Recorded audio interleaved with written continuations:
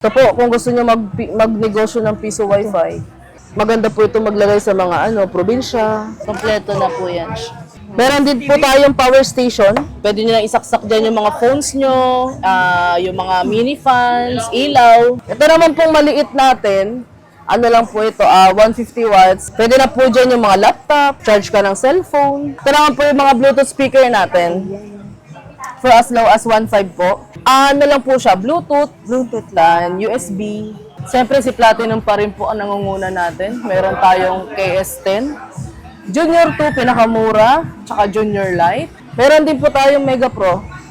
Ito, latest ni Mega Pro, ito, SD card. Aspiring DJs po natin. Pinakamura po natin, ito si DDJ 200.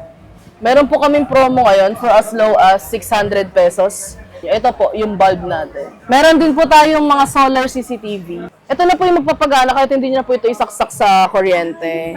Opo, tipid na po kayo sa kuryente. Ito po yung pinakamalaki natin na solar operated CCTV. Umiikot yung mga camera niya. 360 Yes, 360. Ganda nito, ma'am, projector. Yes po, ito isa sa mga new arrival po natin na projector.